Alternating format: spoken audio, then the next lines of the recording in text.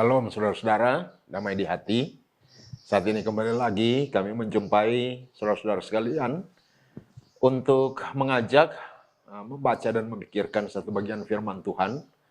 Yaitu kali ini kita akan memikirkan bagian firman Tuhan dari Keluaran 14 ayat 15 sampai 31 yang dalam konteks Gereja Masih Injili di Minahasa akan menjadi bahan pembacaan dan pemberitaan firman Tuhan pada tanggal 14 sampai 20 Mei tahun 2023. Jadi pada minggu yang akan datang. Nah, itu akan kita pikirkan sekarang ini. Dan sebelumnya mari kita minta tuntunan Roh Kudus dalam doa. Kita berdoa.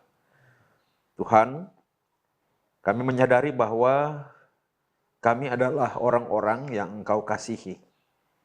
Yang oleh kasih itu Engkau telah tebus kami dengan suatu karya penebusan yang sangat mengerikan, di mana Engkau mengorbankan dirimu sendiri, tersalib dan mati, tapi bangkit pada hari yang ketiga. Yang melalui kematian dan kebangkitan itu, kami ditebus dari dosa dan kami menjadi milik-Mu Tuhan. Dan kami menyadari bahwa sebagai orang-orang yang sudah menjadi milik-Mu, kami adalah orang-orang yang berbahagia. Sebab menjadi milik-Mu berarti menjadi orang-orang yang telah memperoleh keselamatan, kehidupan yang kekal.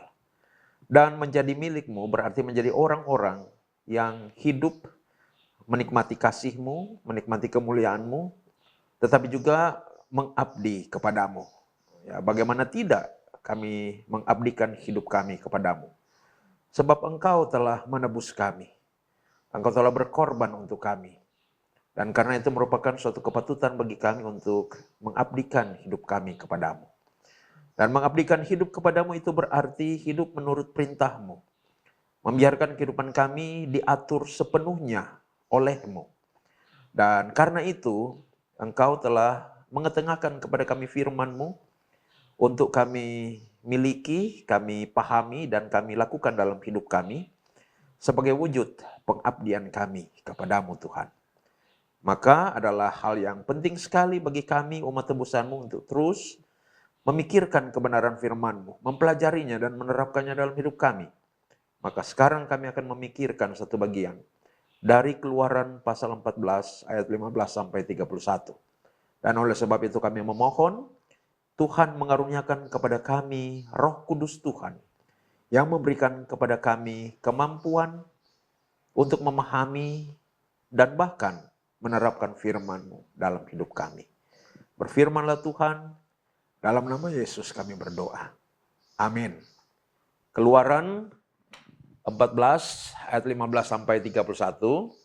Seperti biasa saudara-saudara, apalagi ini merupakan sebuah perikop yang cukup panjang, maka saya tidak akan mengawali pembelajaran kita hari ini dengan membaca isi perikop ini secara keseluruhan. Baru masuk pada pemahaman tidak, tetapi kita toh akan membacanya seiring dengan pembelajaran kita ini berjalan. Nah, jadi Keluaran 14 ayat 15 sampai 31 ini saya lihat itu terbagi dari 5 bagian. Yang pertama ayat 15 sampai ayatnya yang ke-18 yang berbicara tentang petunjuk yang diberikan Tuhan Allah kepada Musa. Bagian kedua adalah ayat 19 sampai ayat 20 yang berisi berita tentang pengawal, yaitu malaikat yang ditempatkan Tuhan untuk berjaga-jaga di posisi belakang dari umat Israel. Bagian yang ketiga ayat 21 sampai ayat 22. Di situ menceritakan tentang laut Teberau yang terbelah dan Israel menyeberang di tengah-tengah laut yang terbelah itu. Lalu bagian yang keempat pada ayat 23 sampai 29 yang berbicara tentang pasukan Mesir yang tewas di tengah laut Teberau itu. Bagian kelima terakhir adalah ayat 30 sampai ayat 31 yang menceritakan tentang bangsa Israel yang menyaksikan kekalahan tentara Mesir dan menjadi takut kepada Tuhan karena pandangan yang mereka peroleh itu. Nah, mari sekarang kita masuk pada pemahaman sederhana bagian demi bagian ini. Bagian pertama yaitu ayat 15 sampai ayat yang ke-18. Saya bacakan. Ayat 15 sampai ayat 18 berkata begini. Berfirmanlah Tuhan kepada Musa, Mengapakah engkau berseru-seru demikian kepadaku? Katakanlah kepada orang Israel supaya mereka berangkat. Dan engkau angkatlah tongkatmu dan ulurkanlah tanganmu ke atas laut dan belahlah airnya. Sehingga orang Israel akan berjalan dari tengah-tengah laut di tempat kering. Tetapi sungguh aku akan mengeraskan hati orang Mesir, sehingga mereka menyusul orang Israel. Dan terhadap Firaun dan seluruh pasukannya, keretanya dan orangnya yang berkuda, aku akan menyatakan kemuliaanku. Maka orang Mesir akan mengetahui bahwa akulah Tuhan apabila aku memperlihatkan kemuliaanku terhadap Firaun, keretanya dan orangnya yang berkuda. Itu ayat 15 sampai ayatnya yang ke-18. Nah, saudara-saudara, bagian pertama ini berisi petunjuk yang diberikan Tuhan Allah kepada Musa tentang apa yang harus Musa lakukan dan tentang apa yang akan Tuhan lakukan. Apa yang harus Musa lakukan?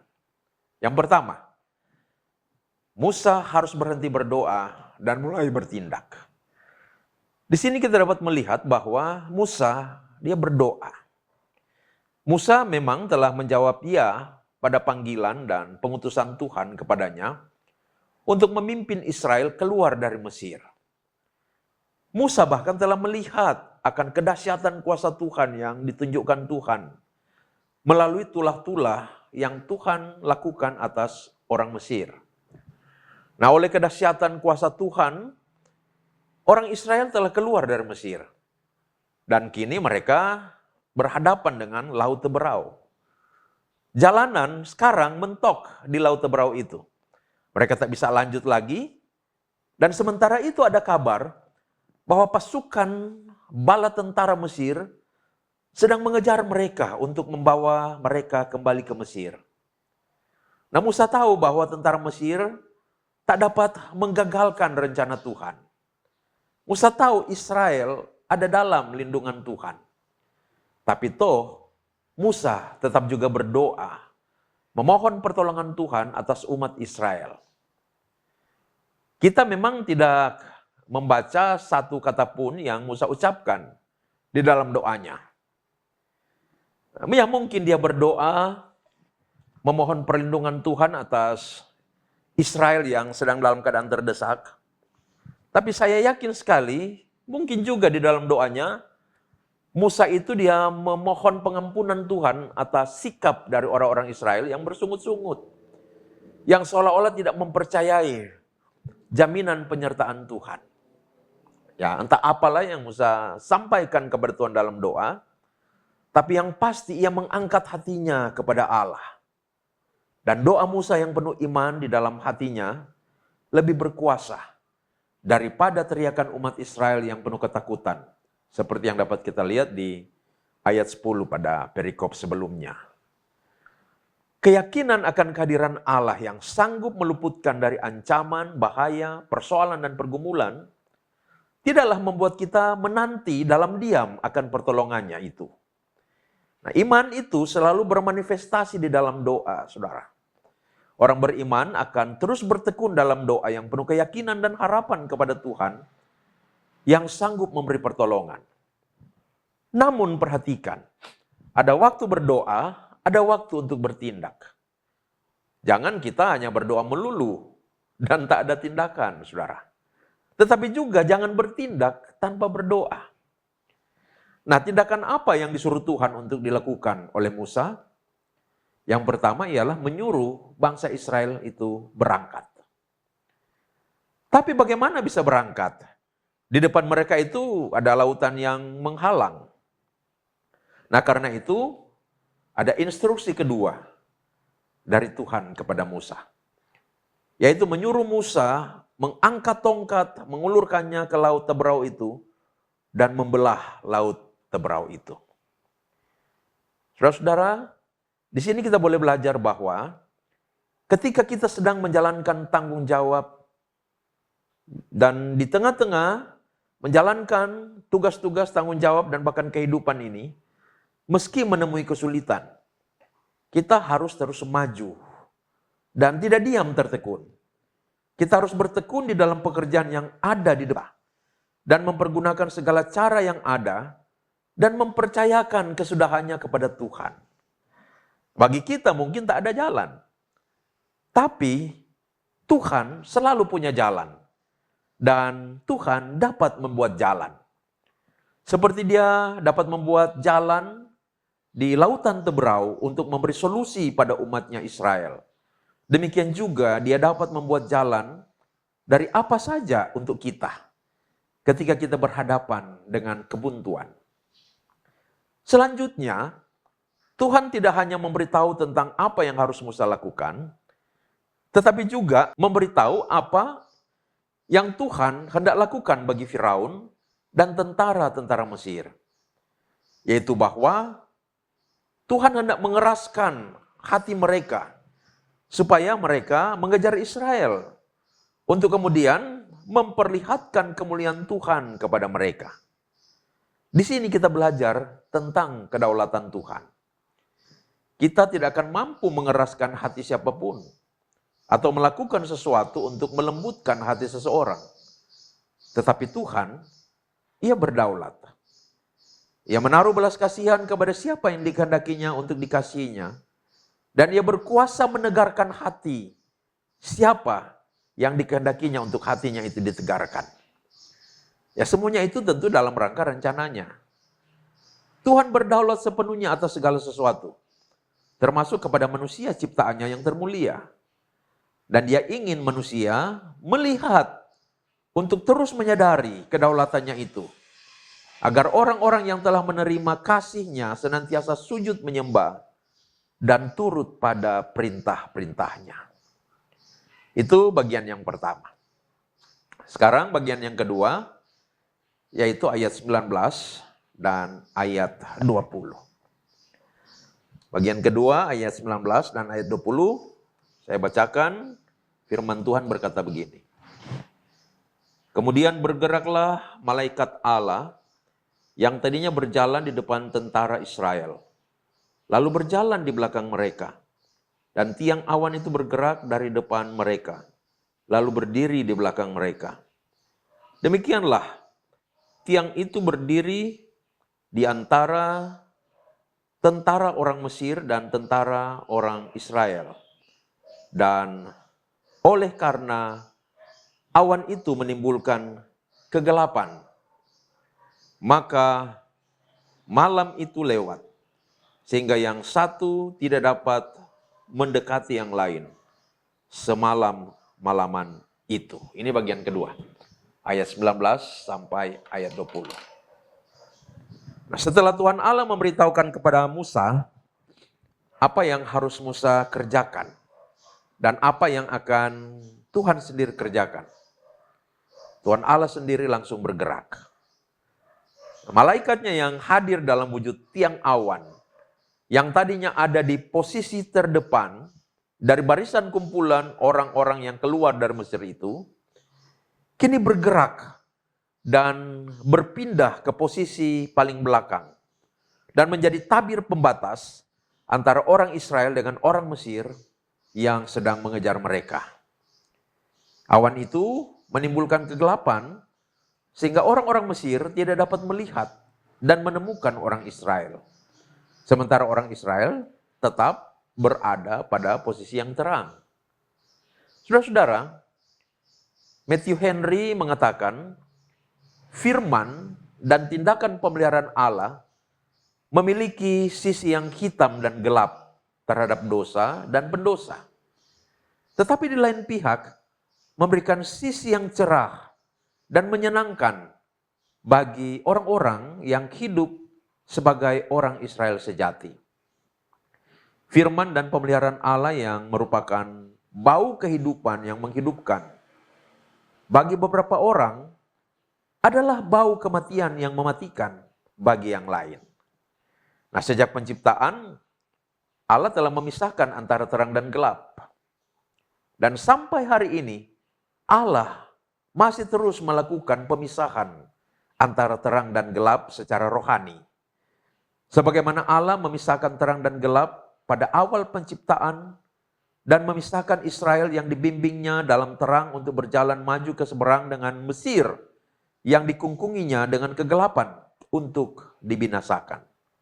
Demikian juga sampai hari ini, Allah memberikan terang untuk anak-anak tebusannya untuk berjalan terus dalam kebenaran, tetapi mengurung orang-orang yang terus berkanjang dalam dosa ke dalam kegelapan maut yang membinasakan.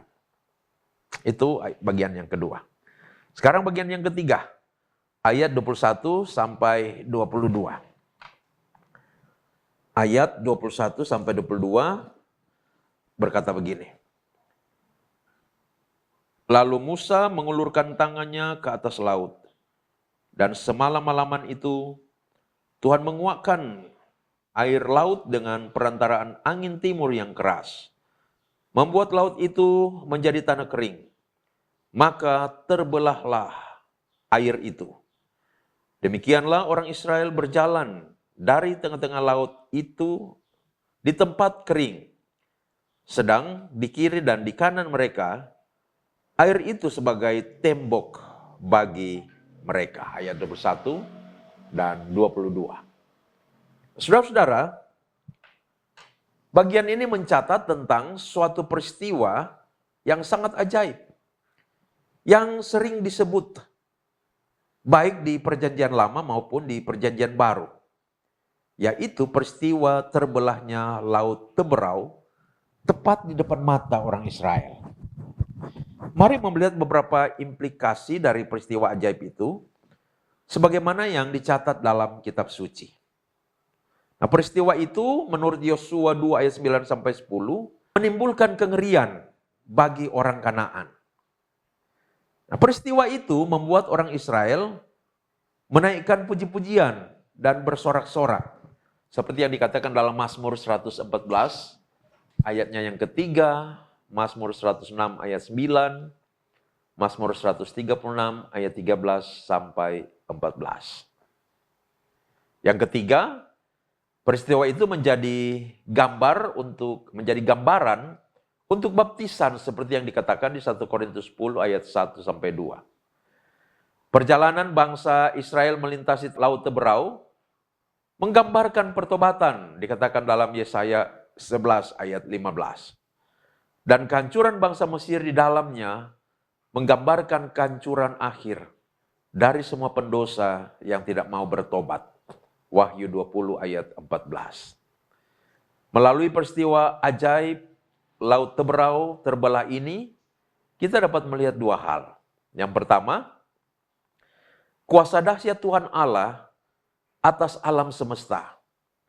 Ia membelah lautan dan membuka jalan melaluinya. Jadi, bagaimana fenomena air laut yang terbelah itu? Ya entahlah, air yang terbelah itu mungkin menjadi teluk, mungkin juga menjadi selat, atau mungkin menjadi ceruk laut yang tentu sangat lebar. Nah, mujizat Allah itu terjadi tatkala Musa mengulurkan tongkatnya ke Laut Teberau itu sesuai dengan petunjuk dan perintah Tuhan.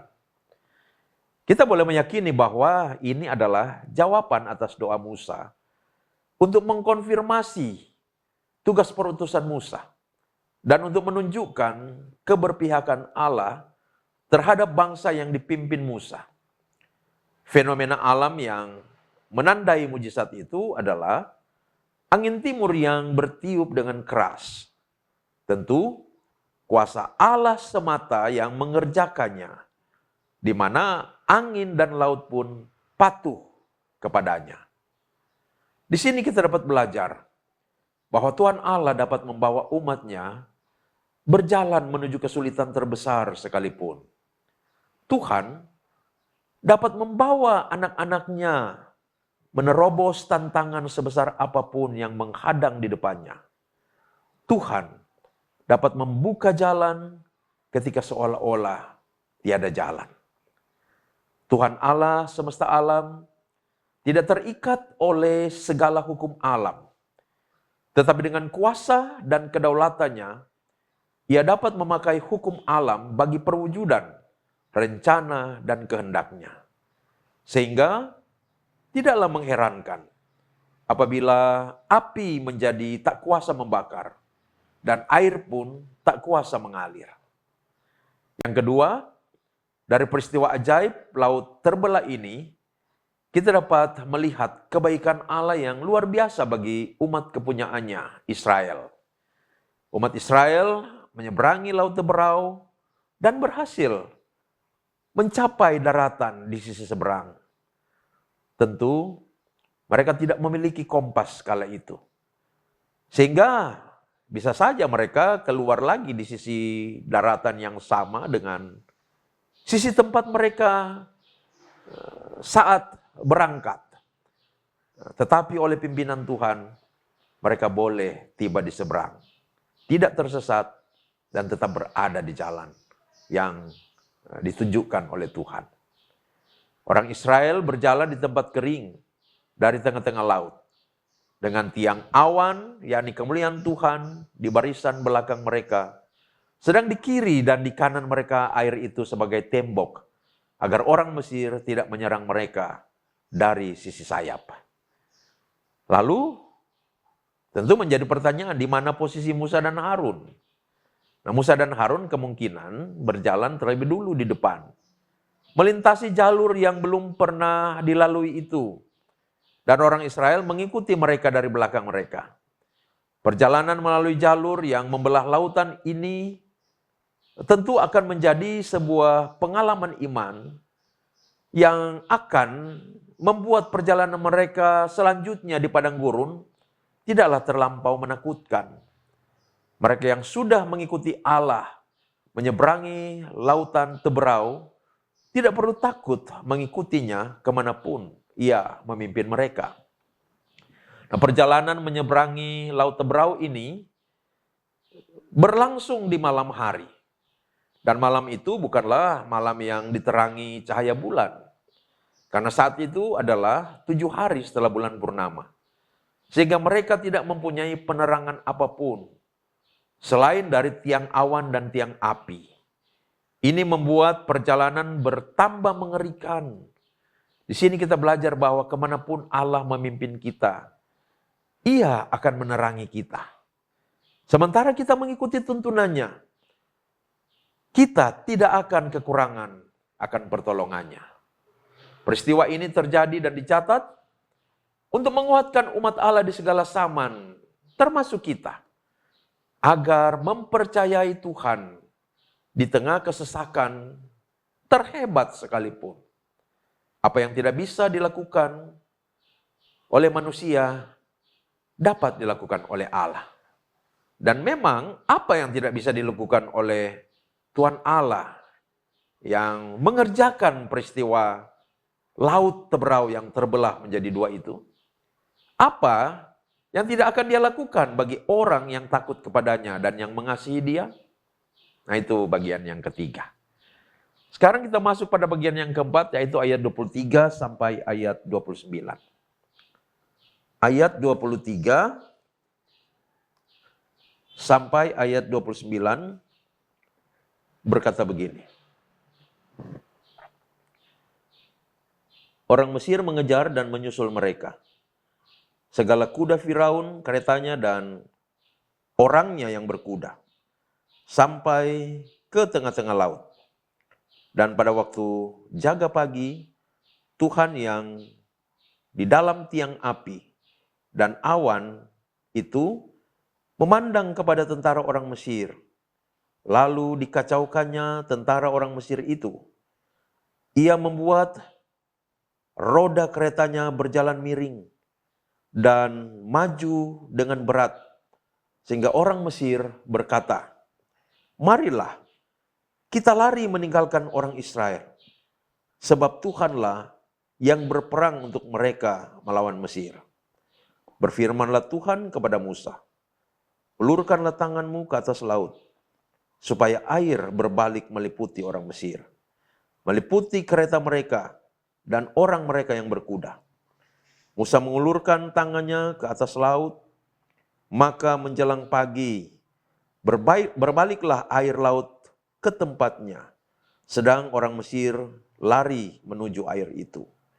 Demikianlah Tuhan mencampakkan orang Mesir ke tengah-tengah laut.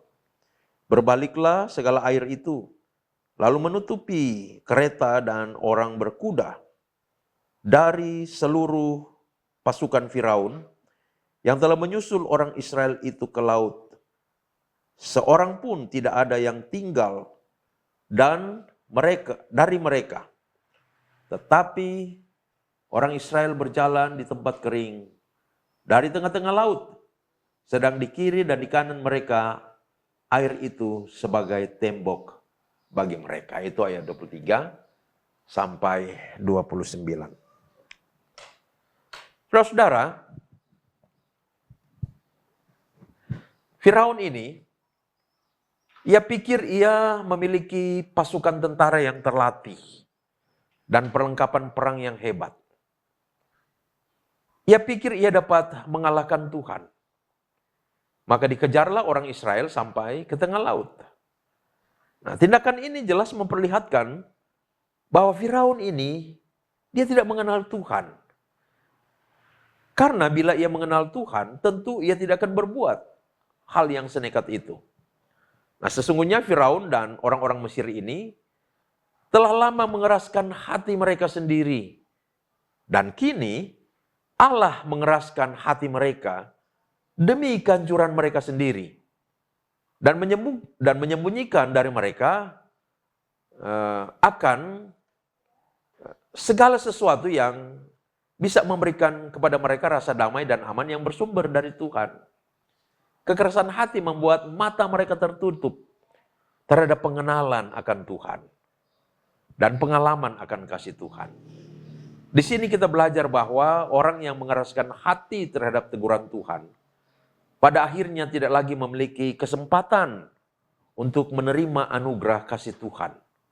Karena kemudian Tuhanlah yang akan terus mengeraskan hati mereka, sampai kekerasan hati mereka itu menghancurkan diri mereka sendiri. Kekerasan hati selalu bermanifestasi pada rasa percaya diri yang begitu tinggi, overconfidence, dan berwujud pada kesombongan. Maka berhati-hatilah bila kita mulai menjadi orang-orang yang overconfidence, yang rasa percaya dirinya terlalu tinggi, melampaui kepercayaan diri yang wajar. Terlalu percaya diri dan sombong, yang karenanya merasa tidak membutuhkan Tuhan. Nah, ini membuat kehancuran telah menanti tidak jauh di depannya. Di sini juga kita belajar bahwa sorak-sorai orang fasik sesungguhnya hanya sebentar saja.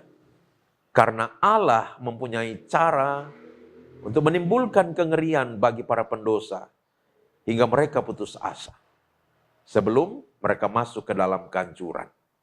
Tentara-tentara Mesir itu mulanya menggertak dan menyombongkan diri seakan-akan hari itu sudah menjadi milik mereka. Tetapi sekarang mereka gelisah, khawatir, dan dihantui ketakutan. Dan kepanikan yang luar biasa membayang-bayangi mereka. Mereka bergerak maju dengan garang, tapi sekarang mereka maju dengan berat dan menemukan diri tersendat-sendat dan merasa malu di tiap langkah.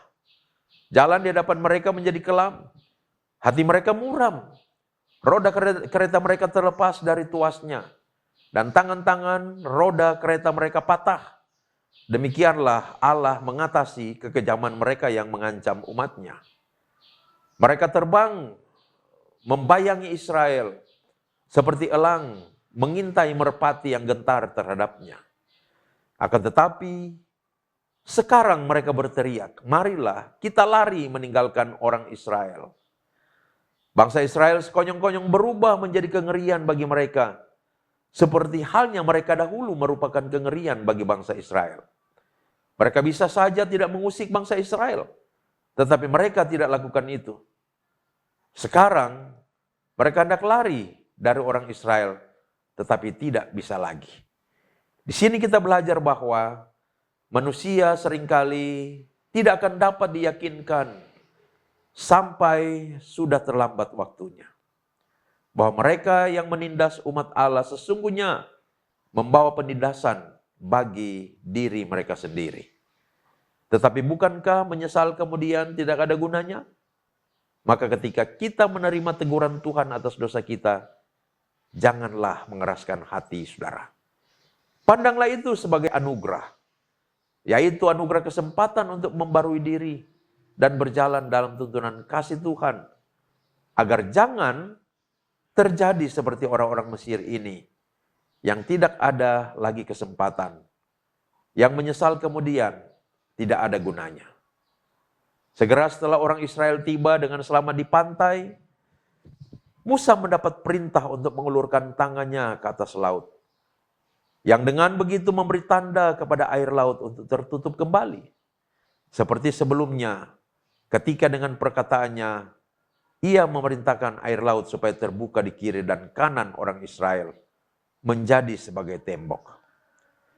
Musa pun mengulurkan tangannya, dan air laut pun segera berbalik ke tempatnya seperti semula, dan menelan segenap tentara Mesir, Firaun beserta anak buahnya yang telah saling mengeraskan hati satu sama lain di dalam dosa, sekarang bersama-sama lenyap, dan tidak ada satupun yang berhasil selamat. Menurut cerita turun-temurun, ahli-ahli sihir Firaun, yakni Yanes dan Yambres, turut tewas bersama tentara-tentara Mesir lainnya. Matthew Henry mengatakan bahwa paling tidak ada dua hal yang dilakukan Allah dalam peristiwa pembinasaan tentara Mesir di Laut Teberau itu. Yang pertama, Allah membalas orang Mesir atas darah semua anak laki-laki sulung orang Israel yang telah mereka bunuh. Allah membalasnya dengan berlipat ganda, yakni laki-laki Mesir yang telah tumbuh dewasa menjadi pembayar ganti rugi bagi bayi-bayi Israel yang baru lahir. Demikianlah Allah menunjukkan keadilannya dan memperlihatkan betapa mahal harga darah umat Israel di matanya. Yang kedua, Allah membuat perhitungan dengan Firaun atas kesombongan dan penghinaan yang ia lakukan terhadap utusannya, yakni Musa. Kehancuran penuh akan menerima mereka yang menghina dan melecehkan utusan Tuhan.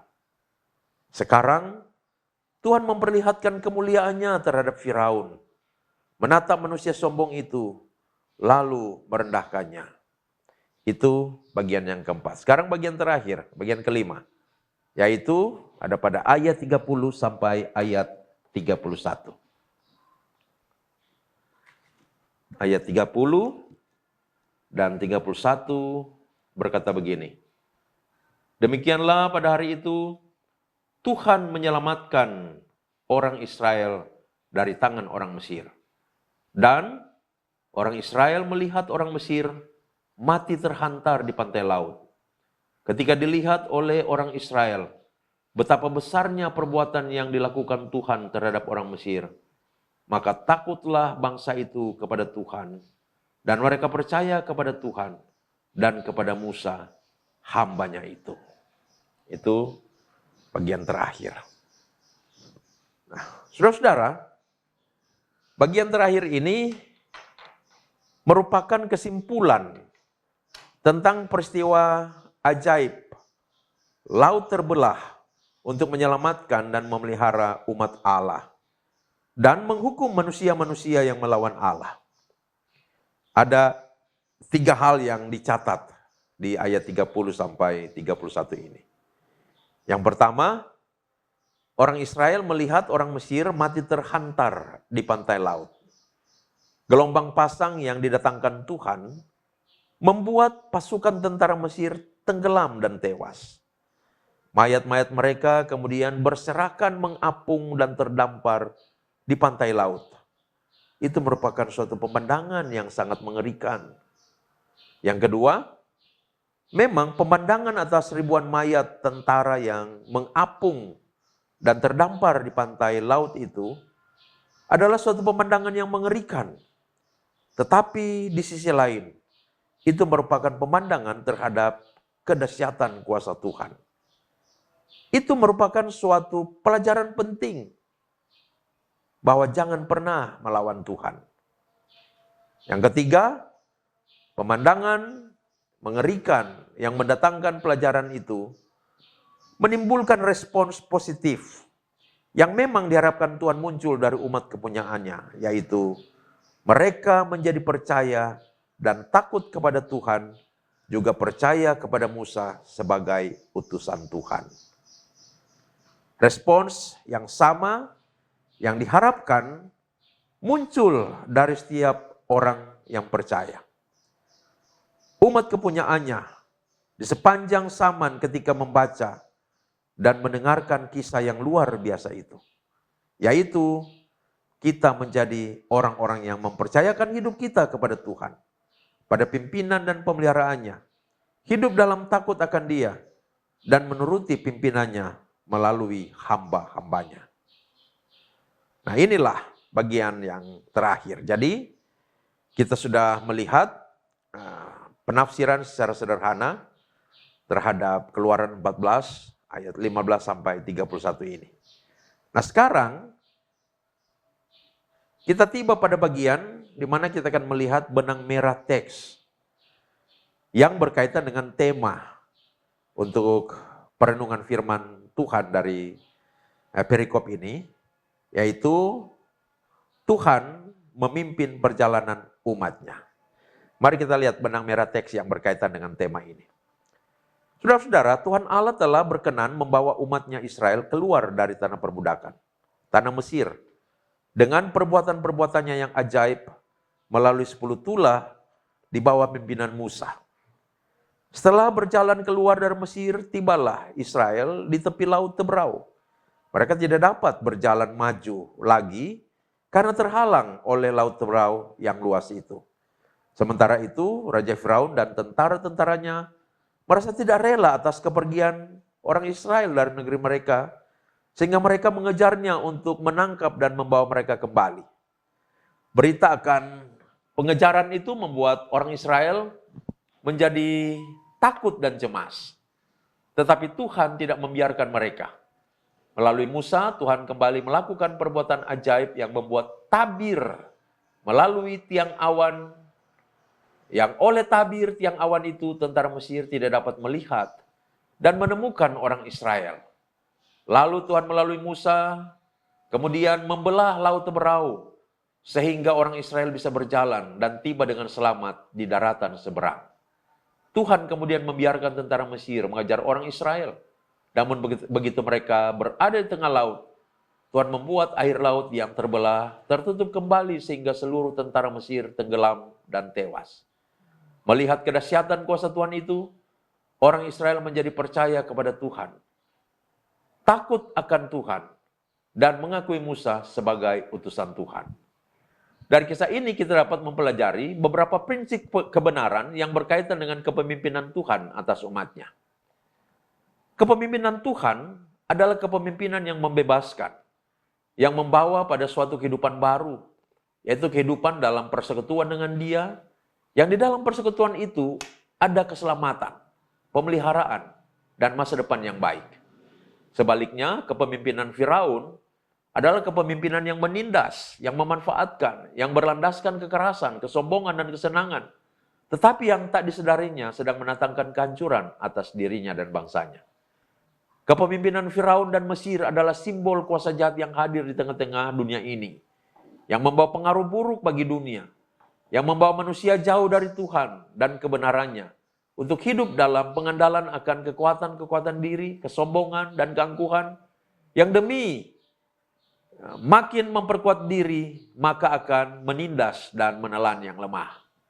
Tetapi kuasa jahat di dunia tidak akan selamanya tegak berdiri. Akan datang waktunya di mana kuasa sorga turun dan melakukan intervensi sesuai dengan rencana Tuhan. Dan ketika waktu itu tiba, maka sekuat apapun kuasa jahat itu akan hancur lebur di hadapan kuasa Allah yang maha tinggi. Mesir di masa itu merupakan negeri terkuat di seluruh dunia. Dan oleh sebab itu, Allah-Allah yang dipujanya dianggap juga sebagai Allah yang terkuat. Namun seiring dengan binasanya pasukan Mesir di Laut Tebrau, nyatalah bahwa kuasa Tuhanlah yang terbesar dan terkuat. Dan karena itu hanya Dia, Tuhan yang patut dipuji, dipuja manusia di segala bangsa. Kekalahan Mesir menunjukkan bahwa dosa adalah sia-sia adanya. Dan bahwa melawan Tuhan, Allah Israel adalah perbuatan yang sangat bodoh. Firaun pernah bertanya dengan nada menghina kepada Musa, "Siapakah Tuhan itu yang harus kudengarkan firman-Nya?" Itu dapat kita lihat di Keluaran 5 ayat 2. Lalu di Keluaran 9 ayat 16, Tuhan menjawab Firaun, "Inilah sebabnya aku membiarkan engkau hidup, yakni supaya memperlihatkan kepadamu kekuatanku dan supaya namaku dimasyurkan di seluruh bumi."